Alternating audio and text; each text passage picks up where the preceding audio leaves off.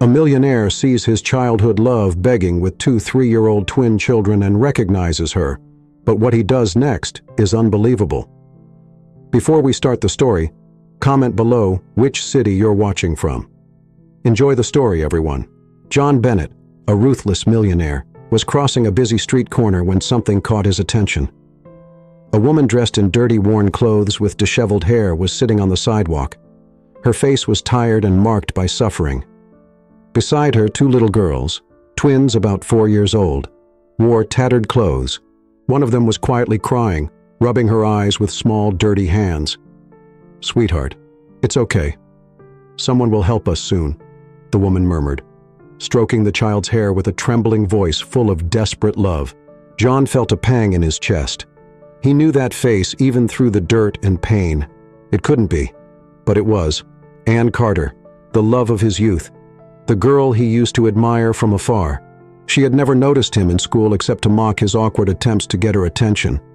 Now she was here, vulnerable and helpless. John approached slowly, his heart racing. "Ann?" he called hesitantly. The woman slowly lifted her head, her eyes widening as she recognized the voice. "John?" For a moment, neither of them spoke. The silence between them was heavy with painful memories. Then Ann lowered her gaze as if wishing to disappear. "What happened to you?" he asked, unable to hide his concern. Ann looked away, clutching the girls even tighter. "It doesn't matter. We're fine. Go away, John." But John couldn't ignore what he saw.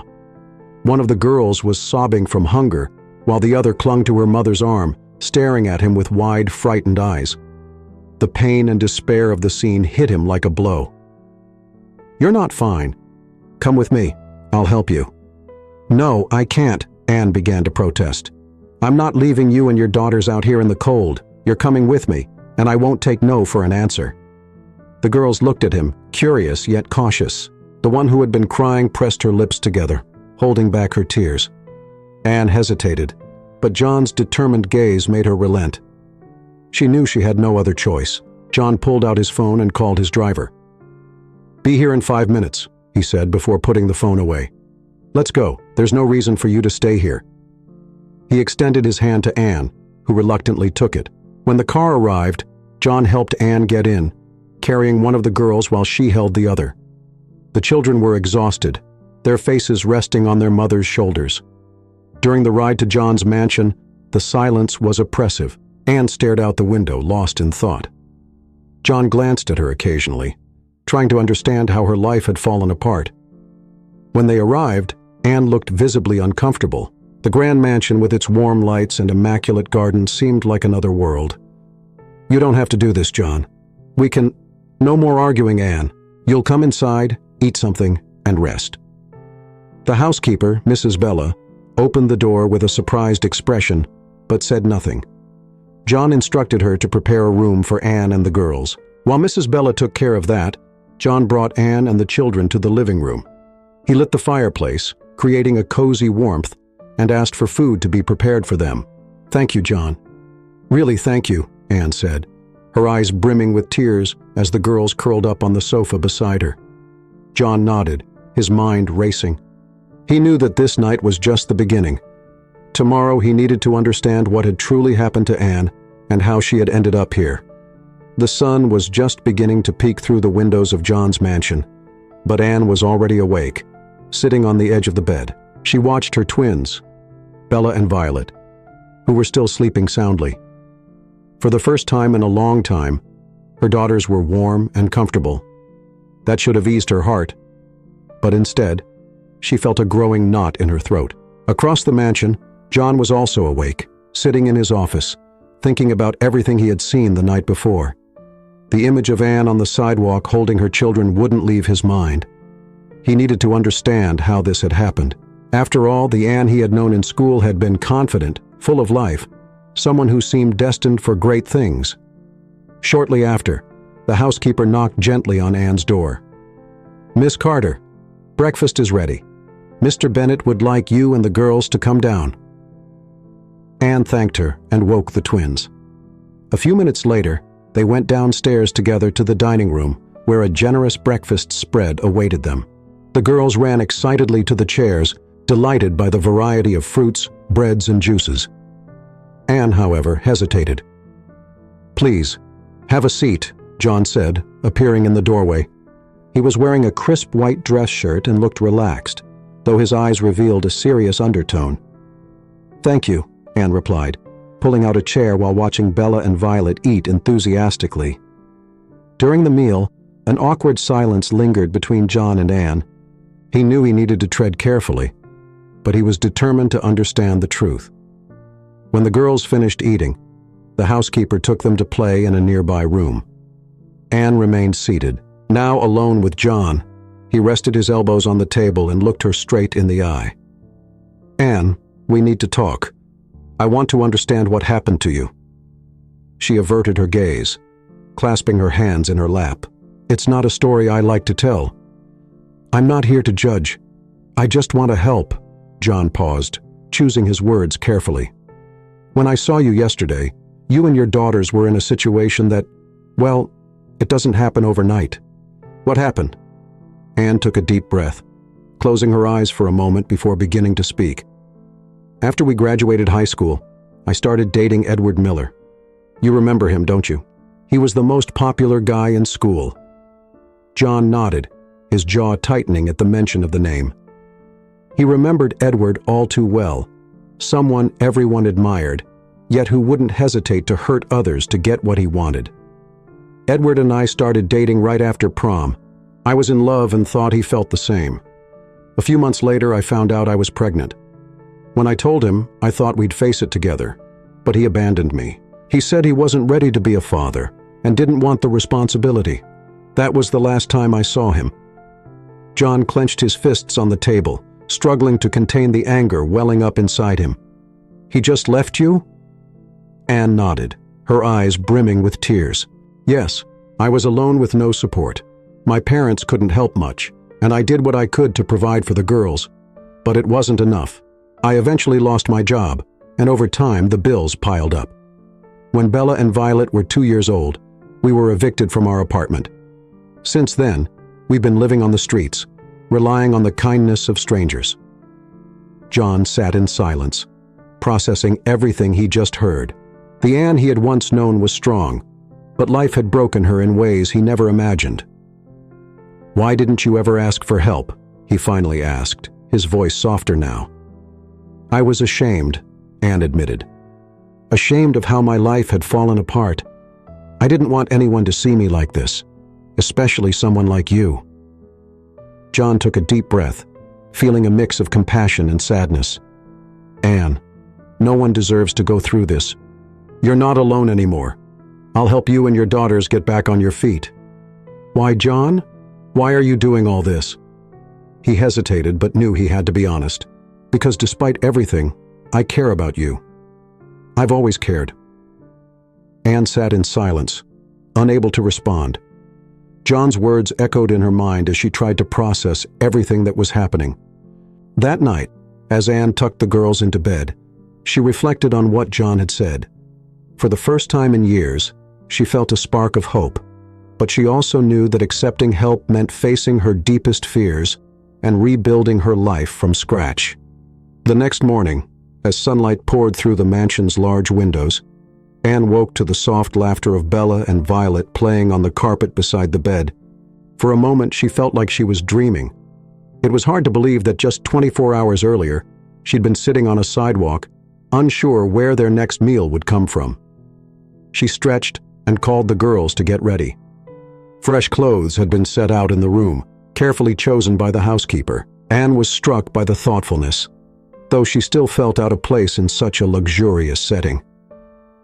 When they went downstairs for breakfast, John was already in the living room reviewing some papers. He looked up when he heard the twins' footsteps and gave a faint smile. "Did you sleep well?" he asked. Bella nodded eagerly while Violet shyly held her mother's hand. "Yes, it was the best night we've had in a long time," Anne replied, a touch of gratitude in her voice. "I'm glad to hear that." John gestured for them to sit. "You don't have to worry about anything today. I want you to rest. The girls can play in the garden or wherever they like." Anne hesitated. "John, I don't know how to thank you for all of this, but I don't want to take advantage of your kindness. As soon as I can, I'll find a job and—" John raised a hand, stopping her. "There's no rush, Anne. Before anything else, you need to recover. Don't worry about timelines. We'll figure this out together." Despite his reassuring words, Anne still felt a weight on her chest. Accepting help didn't come naturally to her. However, her daughter's well-being came first, and for their sake, she swallowed her pride. After breakfast, Bella and Violet went to play in the garden under the housekeeper's supervision. Anne, meanwhile, helped clear the dishes, feeling uneasy about not contributing more.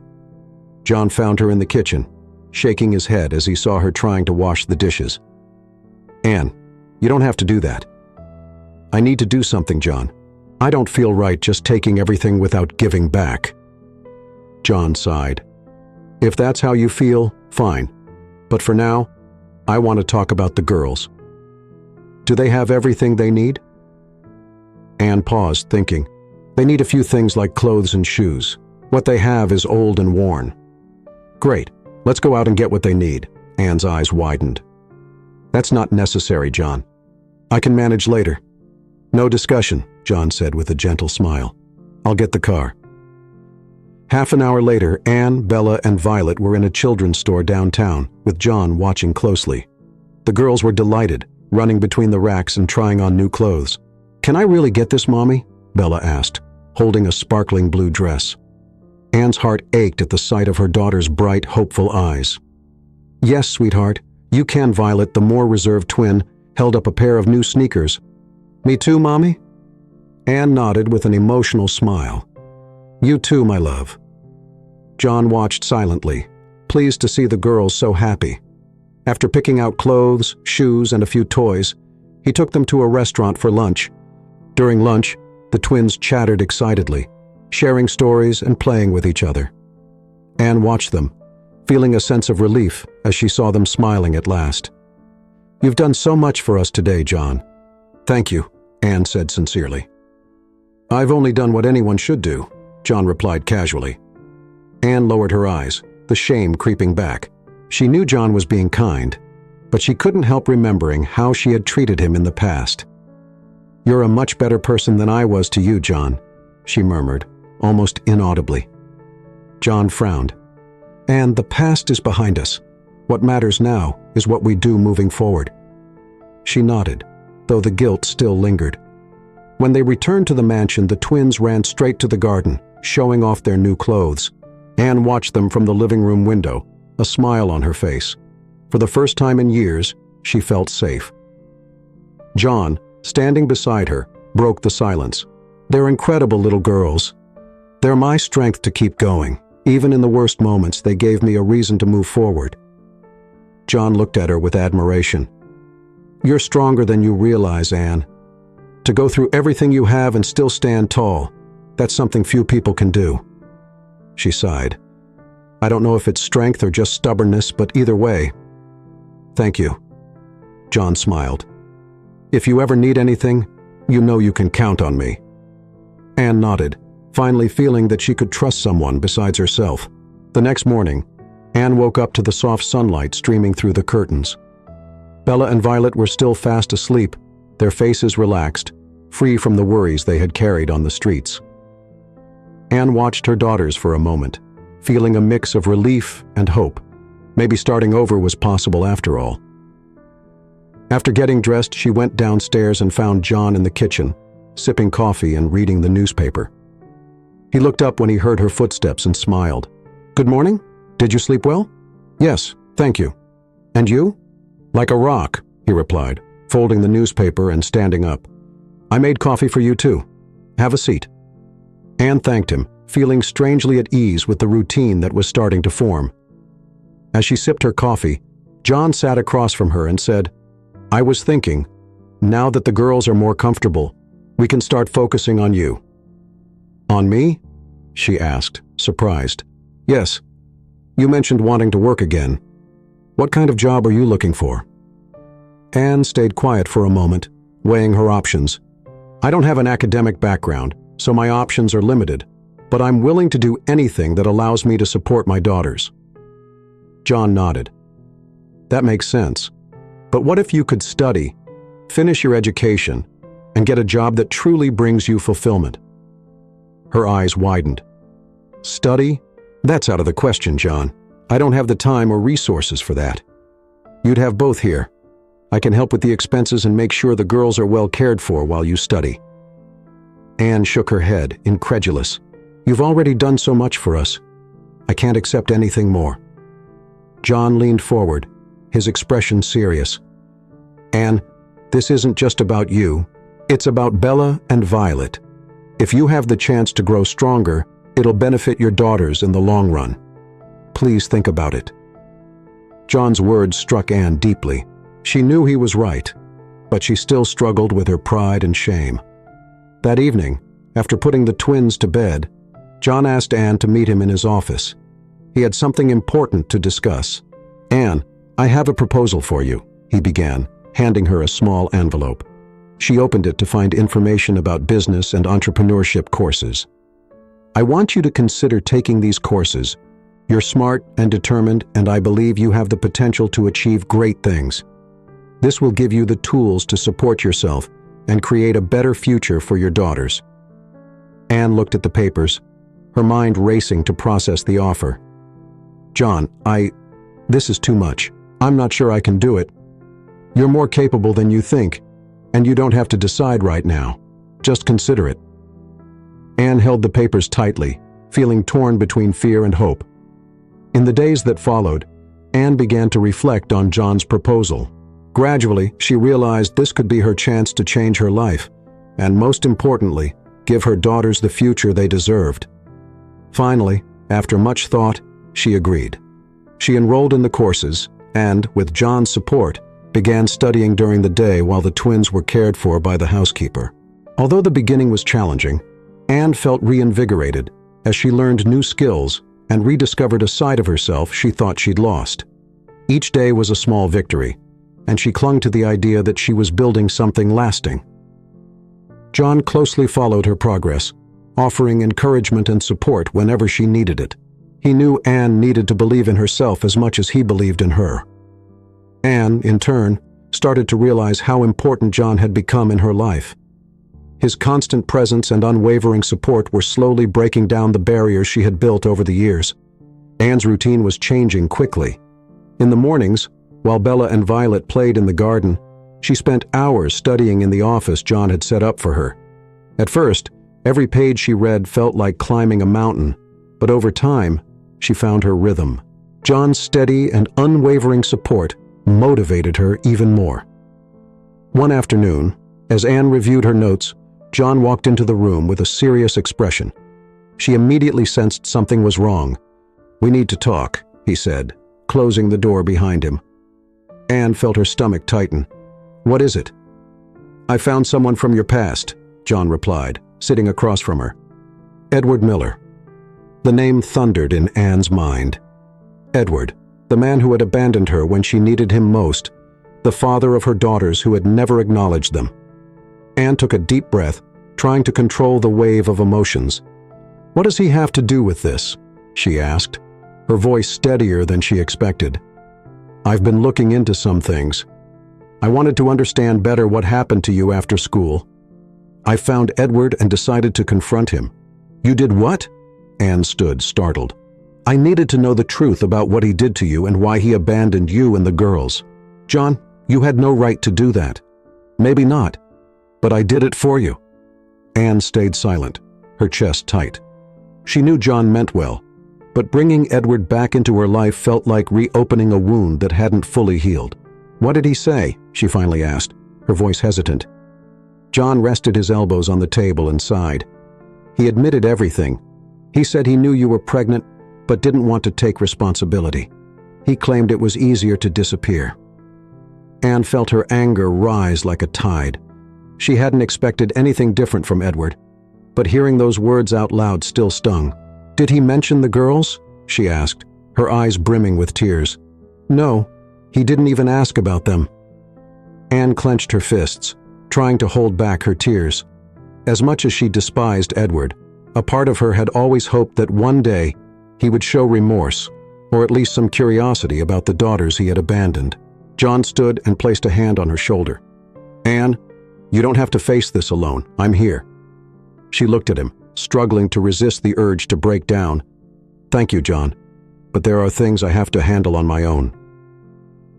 That night, after putting the girls to bed, Anne sat at the kitchen table, staring at a cup of tea that had gone cold. John's words echoed in her mind, and the thought of Edward lingered like a shadow. She knew that to move forward, she had to confront the past once and for all. In the days that followed, Anne tried to resume her routine, but she couldn't focus. Memories of Edward and the confrontation John had mentioned weighed on her like an anchor. John, noticing the change in her demeanor, decided to give her space, but watched her with concern. One morning, Anne made a decision. She picked up the phone and called Edward. He answered after a few rings, his voice indifferent on the other end of the line. "Edward, it's Anne. We need to talk." There was silence for a few seconds before he replied. "About what?" "It's been so long." "It's about the girls. You've never wanted to know anything about them, but that needs to change. Not for me, but for them." Edward sighed. "Anne, I've already made it clear I don't want to be part of this." "What do you want me to say? That I'm sorry?" "Because I'm not." Anne's heart tightened, but she kept her voice steady. "So you'll never meet them? Never take any responsibility?" "I've moved on, Anne. I think you should too." Before she could respond, the line went dead. She stood there holding the phone, trying to process the emptiness left by that conversation. It was the closure she needed, but also a harsh confirmation that Edward would never be part of her daughters' lives. When John arrived that evening, he found Anne sitting on the couch with the twins asleep beside her. He sat down next to her, waiting silently for her to speak first. "I talked to Edward," she finally said. Breaking the silence, John frowned. "And how did it go?" "As I expected. He doesn't want anything to do with them. He feels nothing." John clenched his fists, his anger evident. "He doesn't know what he's missing." Anne looked at her daughters and sighed. "I didn't do it for him. I did it for the girls. I needed to be sure there was nothing left to expect from him." "And now?" John asked. "Now I move on. I want the girls growing up under the shadow of a father who never cared." John nodded, admiring the strength Anne was showing. He knew she still carried the pain, but he could also see a renewed determination in her. The next morning, John surprised Anne with a small gift, a notebook and an elegant pen. "What's this?" she asked, curious. "A tool for you to plan your future. I want you to write down your goals and what you need to achieve them. We'll work on it together." Anne smiled, touched by the gesture. "Thank you, John. I don't know what I'd do without you. You'd do exactly what you're doing now, rebuilding. I'm just here to make sure you have every chance to succeed." With John's support, Anne continued her studies, determined to create a better life for herself and her daughters. The confrontation with Edward had been painful, but it was also freeing. Now she knew she no longer had to look back. Days passed in an increasingly organized rhythm. Anne now focused entirely on her studies and raising the twins, while John remained by her side, offering unwavering support. The relationship between the two grew deeper and more natural, marked by shared understanding and small acts of care. One afternoon, as Anne reviewed her notes in the living room, John walked in with a folder in hand and a mysterious smile. She looked at him, intrigued. "What's that?" she asked, resting the notebook on her lap. "An opportunity," John replied, handing her the folder. Inside were documents and a preliminary contract. Anne read the header. "Project Assistant, Bennett Enterprises." She frowned and looked at John, confused. "Are you asking me to work for you?" "I'm not trying to pressure you, Anne, but I thought this might be a good way for you to start your career while applying what you're learning. It's a temporary position with enough flexibility for you to keep studying and taking care of the girls." Anne hesitated, reading through the details of the contract. The offer was generous, but she still felt unsure. Working directly with John could be complicated given the emotional bond they were building. "John, I'm not sure I'm the right person for this. I don't have any experience. You have more than you think. You're learning quickly, and have already shown you can handle challenges. And I'm not offering this as a favor. I genuinely believe in your potential." John's words felt sincere, and Anne could sense the weight of his encouragement. She knew taking this job would be a big step, but she also feared she might not live up to expectations. After a few seconds of silence, Anne finally took a deep breath and smiled faintly. "All right, I'll do it." John smiled, clearly pleased. "You won't regret it. We'll take things slow, and over time, you'll see just how capable you are." The next morning, Anne was introduced to John's team. Despite her nervousness, she quickly realized that he had chosen patient and understanding individuals to guide her. The job required organization, attention to detail, and the ability to manage deadlines, but Anne faced each challenge with determination. The twins also seemed happier and more settled into their new routine.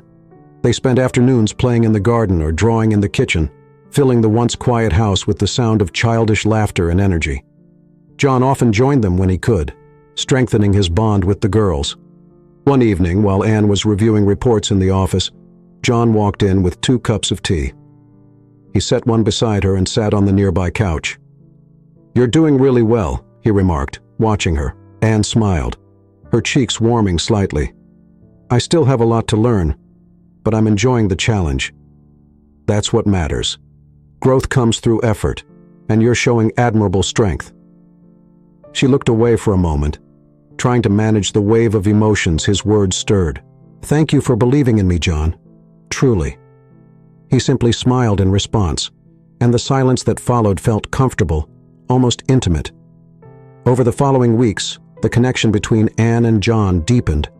Small gestures like lingering glances or brief touches hinted at feelings they were both hesitant to acknowledge, but there was no denying that something was changing. One afternoon during a team meeting, Anne presented an idea to streamline the logistics of a project, surprising everyone in the room. John, clearly proud, didn't hide his smile as he praised her initiative. "Excellent suggestion, Anne. We'll implement this right away." She thanked him, feeling confident and fulfilled for the first time in years. At the end of the day, as the two walked to the parking lot, John stopped and looked her in the eye. "Anne, do you realize how much you've grown since you got here?" She shook her head, smiling softly. "I still feel like I have so much to prove." "You don't need to prove anything to anyone. You're already amazing just as you are." Anne's heart raced, and for a moment the world around them seemed to fade. John stepped closer, as though he wanted to say more, but the sound of the twins running toward them interrupted him. "Mommy, look what we made!" Bella and Violet shouted, holding up colorful drawings. Anne laughed and knelt down to hug them. John watched the scene with a smile, feeling a deep sense of happiness just being with them. Later that night, as she tucked the girls into bed, Anne reflected on how much her life had changed over the past few months.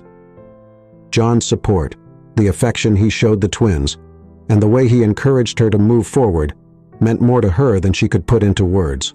As she lay down, she felt a mix of gratitude and apprehension. She knew she was falling for John, but a part of her still feared opening her heart again. John, on the other hand, found himself thinking about Anne more and more. She was strong, resilient, and dedicated, qualities he deeply admired. Despite their complicated pasts, he felt there was something special between them, something worth exploring. In the weeks to come, these feelings would only grow harder to ignore. The nights in John's mansion grew increasingly quiet. After long days of work and play with Bella and Violet, Anne often found herself lost in deep reflection. Sitting on the edge of her bed with the lights dimmed, she thought about how much her life had changed. Yet even surrounded by John's comfort and support, a shadow of the past still lingered over her. That night, John couldn't sleep either. He sat in the living room, staring at the flickering fire in the fireplace, his thoughts revolving around Anne. Something about the way she withdrew at times troubled him. He knew they needed to have an honest conversation about what they were both feeling to move forward. The next morning, as Bella and Violet played in the garden, John took the opportunity to approach Anne. She was in the kitchen organizing the groceries that had just arrived. John entered quietly, observing her for a moment before speaking. "Anne, Can we talk?" She paused, sensing from his tone that this wasn't an ordinary conversation. "Of course. What is it?" John gestured for her to follow him to the living room. They sat down and he began, "There's something I've wanted to say for a while, but I wasn't sure how." Anne leaned forward slightly, her heart starting to race. "What is it?" "I deeply admire your strength and resilience, but I can see that you're still carrying a lot of guilt. I think it's time for you to let it go." She looked away, his words striking a sensitive chord. "John, I know I've made a lot of mistakes in the past. I made choices that brought me here, and sometimes I feel like I don't deserve the life you're offering me." John shook his head. "No one is perfect, Anne. We all make mistakes, but you've been doing everything you can to overcome your challenges. You deserve this, and so much more." His words felt like a soothing balm on wounds she had hidden for so long. Anne took a deep breath, realizing it was time to confront her insecurities. "John, I've never apologized for how I treated you when we were younger. I was selfish and immature, and I didn't see the value of the people around me. I hurt you, and I'm sorry for that." John was silent for a moment, taking in her words. Finally he said, "Anne, the past doesn't matter anymore. We've both changed, and what matters now is what we're building together. I forgive you, and I hope you can forgive yourself." Tears welled in Anne's eyes, but this time they weren't from sadness. It felt as if a tremendous weight was being lifted from her shoulders. She looked at John, who met her gaze with calm understanding. "Thank you, John, for everything. You don't need to thank me. I'm here because I want to be." That moment marked the start of a new chapter for them. The tension from the past began to fade, and they both felt they could finally open up to each other fully. In the days that followed, Anne noticed a lightness in her heart she hadn't felt in years. She threw herself into her work and studies with renewed enthusiasm, while John continued to support her every step of the way. One evening, after putting the twins to bed, Anne found John in the garden, sitting in one of the rocking chairs. The soft moonlight illuminated his face, and he seemed lost in thought. "Are you okay?" Anne asked, sitting beside him. John smiled. "Yeah, I was just thinking about how much has changed. I remember when I saw you that night on the sidewalk. I never imagined we'd end up here." "Neither did I," Anne admitted. "But I'm glad it happened." "Me too." The silence between them was comfortable, as though words weren't necessary. John looked at Anne, the gentle glow of the moon reflecting in her eyes. He knew he was falling for her, but he didn't want to rush anything. "Anne, do you believe in second chances?" he asked, breaking the silence. She smiled, pondering his question. "I think I'm starting to." John nodded, encouraged by her response. He knew they were heading towards something special, something both of them needed, but only time could solidify it. The next morning, John decided to plan a surprise for Anne and the twins. He arranged a small trip to a nearby farm where they could spend the day outdoors, away from the hustle and bustle of the city. Bella and Violet were ecstatic when they heard the idea, and Anne, though surprised, was grateful for the chance to spend meaningful time with her daughters and John. The day was filled with laughter and unforgettable moments. The girls fed the farm animals, ran through the fields, and enjoyed homemade ice cream. Anne, meanwhile, felt more connected to John than ever before. He seemed completely at ease interacting with the twins, as if he had always been part of their family. At the end of the day, as they drove home, Bella and Violet were fast asleep in the back seat, exhausted but happy. Anne watched John as he drove silently, a slight smile on his face. "Thank you for today," she said softly. "There's no need to thank me. It was a special day for all of us." "Yes, it was, and it meant so much to me to see the girls so happy." "This is just the beginning, Anne. There are many more moments like this ahead of us." She smiled, warmed by his words. For the first time in years, she believed the future could be bright. When they arrived at the house, John carried the twins to their room, making sure they were comfortable before turning off the lights. Anne stood nearby, moved by the care and dedication he showed. That night, as she lay in bed, Anne felt ready to finally let go of the past. John was right. Second chances did exist, and she wouldn't waste the one she had been given. Mornings at John's mansion were now filled with life. Bella and Violet ran through the house laughing and filling the space with contagious joy. John, who had once lived a quiet life focused solely on work, found himself increasingly involved in the twins' routines and, more importantly, in Anne's growth. One morning, Anne was getting ready to leave.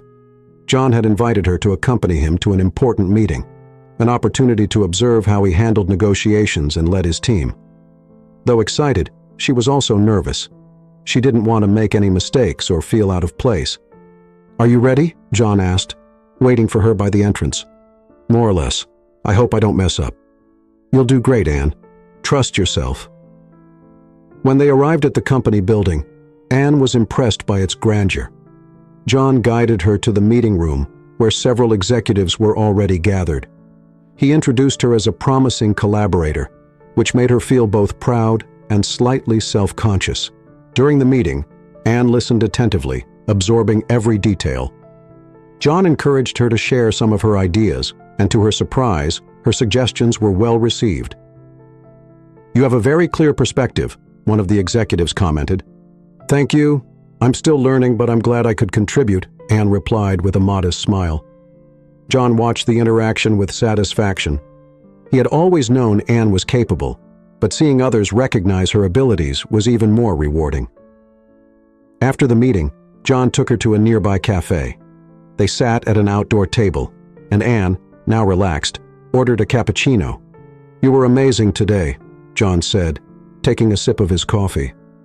"I was so nervous," she admitted, "but it was exciting to be part of it." "This is just the beginning.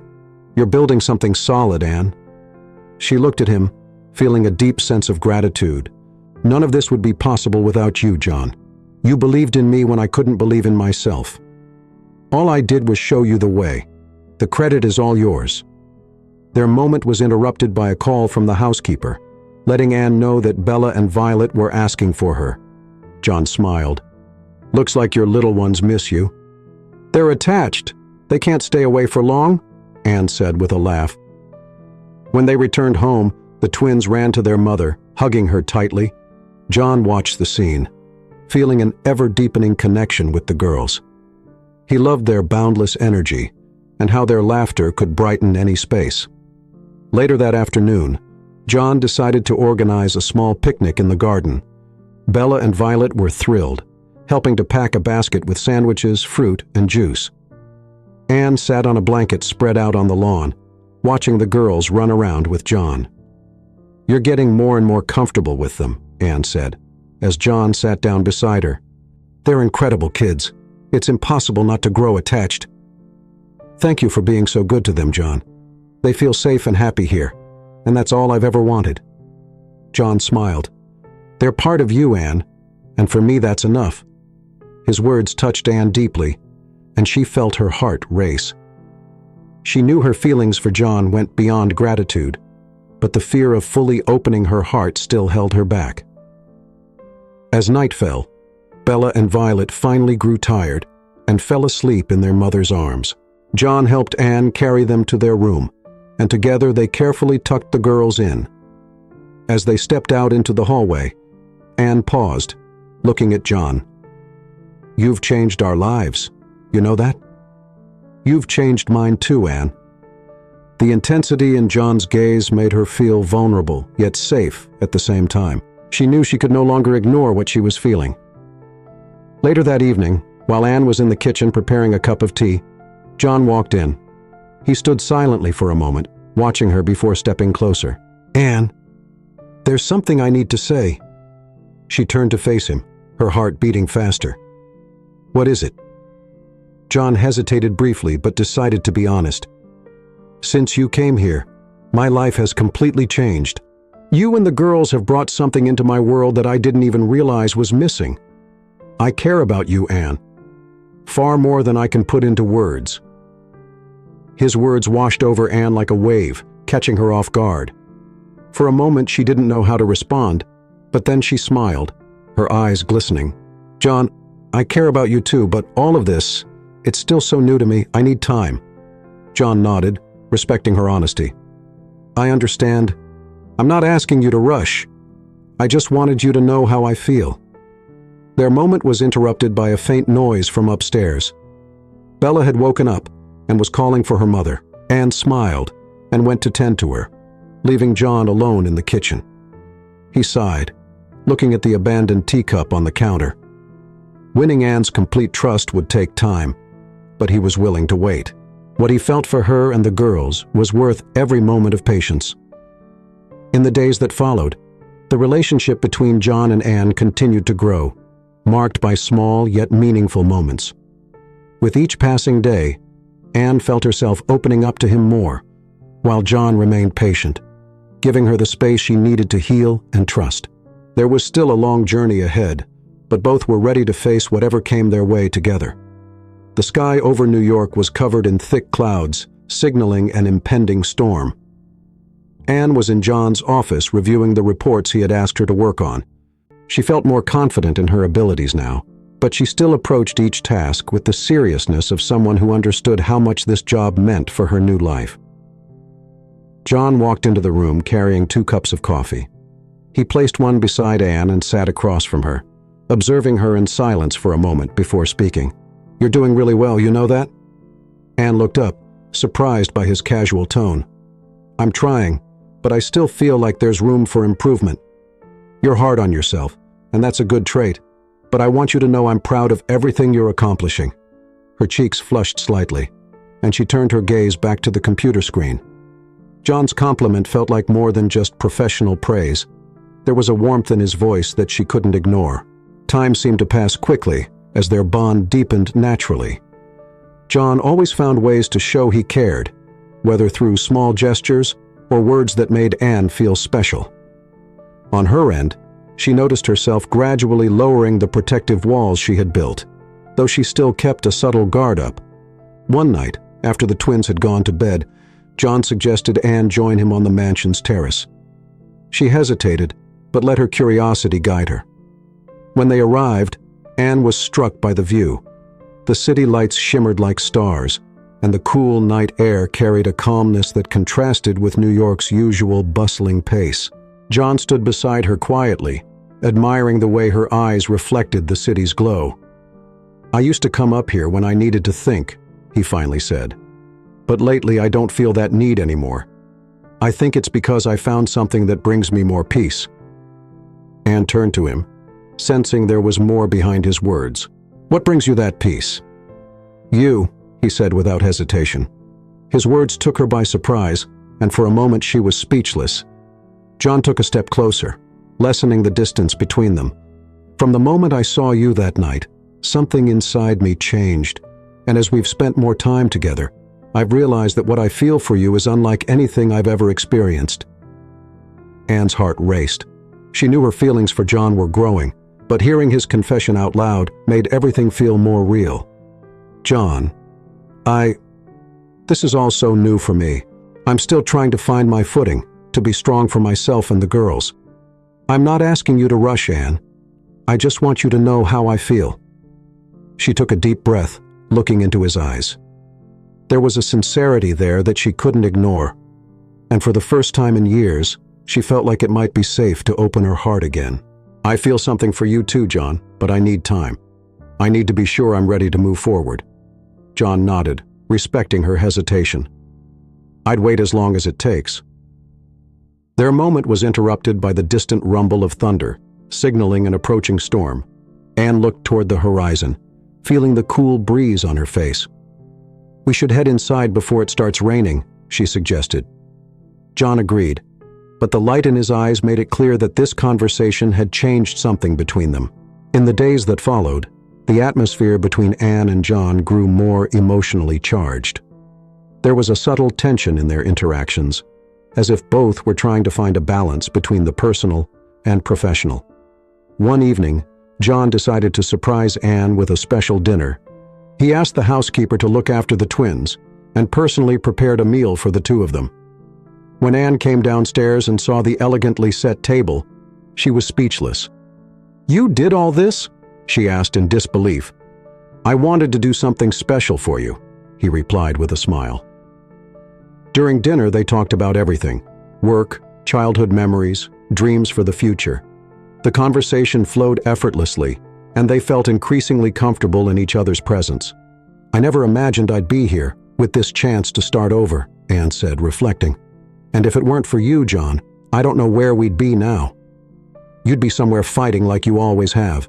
I just had the privilege of helping. But it was more than that. You believed in me when no one else did. That makes all the difference." John reached across the table and took her hand. "I'll always believe in you, Anne. Always." His touch was warm and reassuring, and Anne felt the walls she had built over the years begin to crumble. She knew she still had her fears, but she also knew John was unlike anyone she had ever met. When dinner ended, John walked her to her bedroom door. For a moment they stood in silence, just looking at each other. "Good night, John," Anne said softly with a gentle smile. "Good night, Anne." As she closed the door, she leaned against it, feeling her heart race. For the first time in years, she allowed herself to imagine a future where she wasn't alone. John, meanwhile, walked down the stairs with a smile on his face. He knew it wouldn't be easy, but he was willing to take every step needed to win Anne's heart completely. That night, as the rain finally began to fall, they both fell asleep with a new sense of hope, as if the future was starting to reveal itself. Anne and John's daily lives began to flow with a surprising ease that caught them both off guard. The twins were growing increasingly attached to John, and he in turn showed genuine affection for them. Yet Anne still had moments of doubt, not about her feelings, but about whether she was ready to fully trust someone again. One afternoon, while Anne was working on reports in the office, her phone buzzed on the desk. It was a message from an unknown number. When she opened it, she saw a photo of John talking to an elegant woman at a restaurant. The caption read, "Do you really know who he is?" Anne's heart raced. While she knew John had a social life and professional contacts, the message unsettled her. The doubt she had tried to push away came rushing back. Who was that woman? And why would someone send her a message like that? John arrived home later that day, seemingly at ease. He found Anne in the living room with the twins playing nearby.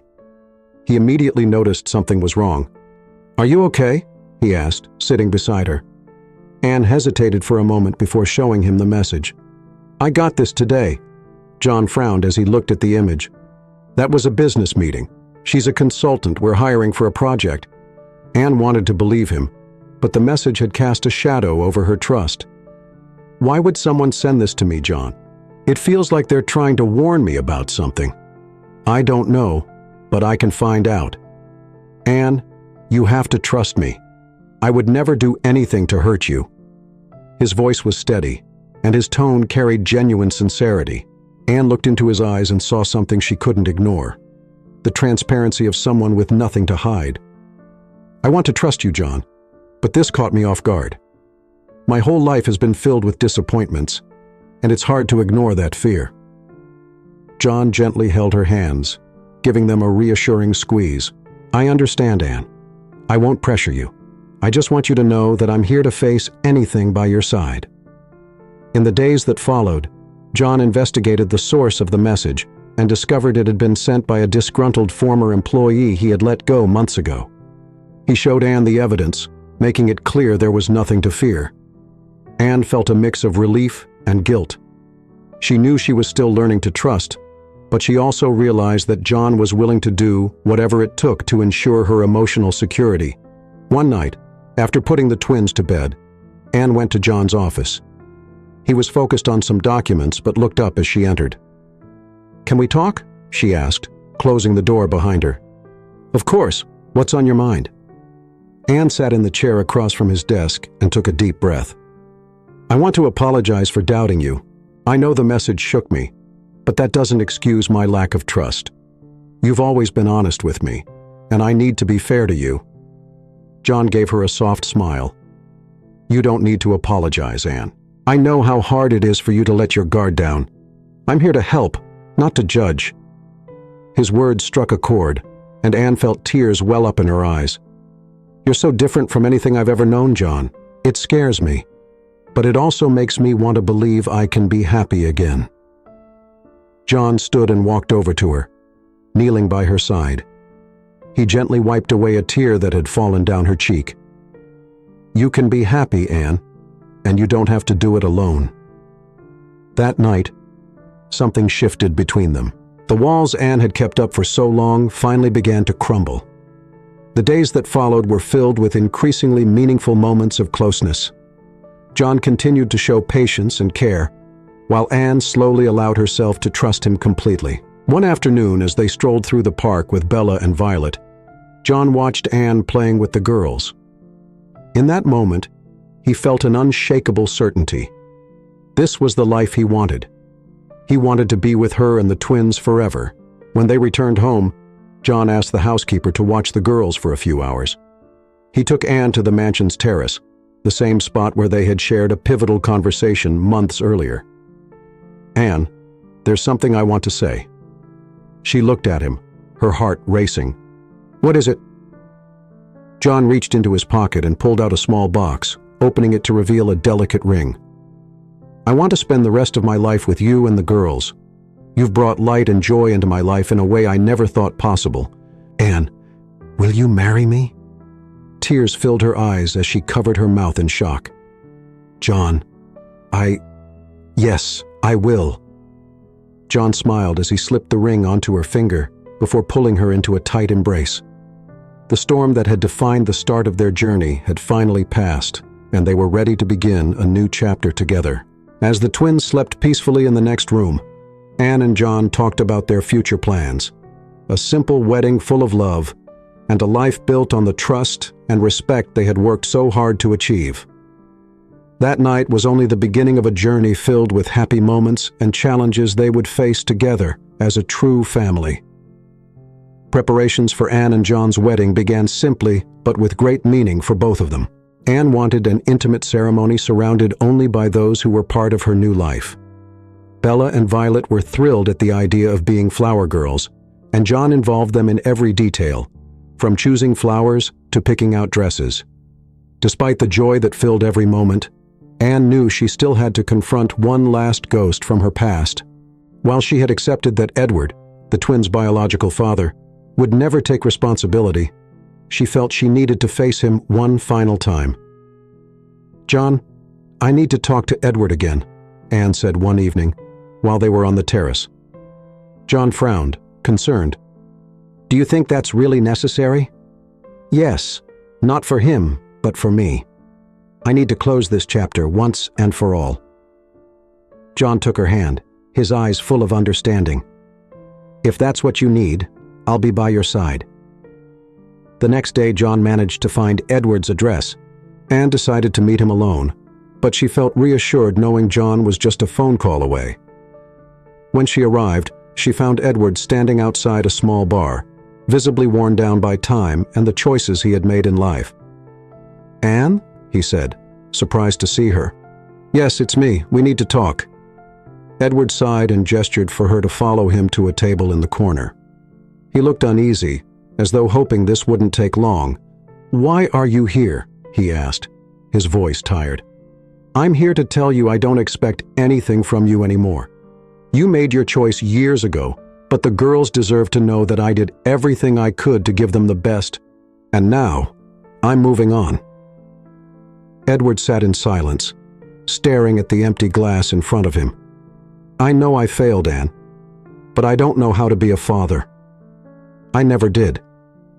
That doesn't matter anymore. They have someone who loves them as if they were his own. John is everything you never were and never will be." Edward didn't reply, but the look in his eyes showed he understood the weight of her words. Anne stood up, feeling she had finally said everything she needed to. As she left the bar, she felt a lightness she hadn't experienced in years. When she got home, she found John in the yard with the twins, helping them set up a play tent. "How did it go?" he asked as she approached. "It went the way it needed to. Now I'm truly ready to move on." John smiled and pulled her into a hug. "I'm proud of you." In the days that followed, Anne focused entirely on wedding preparations and her new life with John and the girls.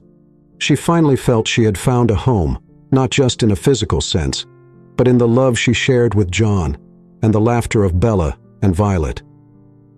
On the morning of the wedding, Anne was nervous but radiant, wearing an elegant white dress. She looked at herself in the mirror, thinking about how much her life had changed. The twins, dressed like little princesses, burst into the room holding flower bouquets. "You look beautiful, Mommy," Bella said, her eyes shining. "Thank you, my darlings. You both look stunning too." With her heart full of emotion, Anne walked down the aisle where John was waiting. Their eyes met, and in that moment, all her doubts vanished. The wedding was simple, but filled with love and meaning. Every word in their vows reaffirmed the bond they had built, not just as a couple, but as a united family. When the ceremony ended, Bella and Violet ran into Anne and John's arms, squealing with joy. The future that once seemed uncertain was now a promise of happiness and togetherness. After the wedding, John's mansion felt even more alive. Bella and Violet quickly adapted to the idea of having a complete family, and Anne felt she had finally found her place in the world. Their days were filled with laughter and tender moments as she and John built their new routine together. On her first morning as a married couple, Anne woke to the sound of birds outside the garden. She turned to find John beside her, watching her with a peaceful smile. "Good morning, Mrs. Bennett." She smiled, still adjusting to her new last name. "Good morning. Ready to start our new life?" "More than ready." The first months of their marriage were filled with gratitude and renewal. John supported Anne in balancing her work and studies while continuing to be a dedicated father figure to Bella and Violet. He made it a point to be present for every important moment in the girls' lives, from small school achievements to bedtime stories. One afternoon, while organizing some paperwork in the office, Anne began feeling lightheaded. Assuming it was just fatigue, she decided to rest. However, the symptoms persisted over the following days. John noticed her exhaustion and insisted she see a doctor. "It's just exhaustion, John. I'm fine," she said, trying to reassure him. "It might be, but it won't hurt to check. I want to make sure you're taking care of yourself." Reluctantly, Anne agreed and scheduled an appointment. She felt a bit anxious but didn't expect any major news. However, after the routine exams, the doctor delivered news that would once again change their lives. "Congratulations, Mrs. Bennett. You're pregnant." Anne sat in silence for a moment, processing what she had just heard. Pregnant. The thought of having a child with John filled her with both joy and surprise. When she returned home, she found John in the living room playing with Bella and Violet. His smile reassured her that this was the perfect moment to share the news. "John, can we talk for a moment?" He noticed the seriousness in her tone and asked the girls to go play in their room. Once they were alone, John stepped closer, curious. "What is it, Anne?" She took a deep breath, trying to hold back her emotions. "John, I went to the doctor today, and I found out I'm pregnant." For a moment, John was silent, processing her words. Then a huge smile lit up his face. "You're pregnant?" She nodded, tears in her eyes. "Yes, we're going to have a baby." John pulled her into a tight embrace, his heart overflowing with joy. "This is amazing, Anne. I don't even know what to say." The following weeks were filled with excitement as they began preparing for the new addition to their family. Bella and Violet were thrilled at the news that they would have a baby brother or sister, and eagerly helped Anne pick out clothes and decorate the nursery.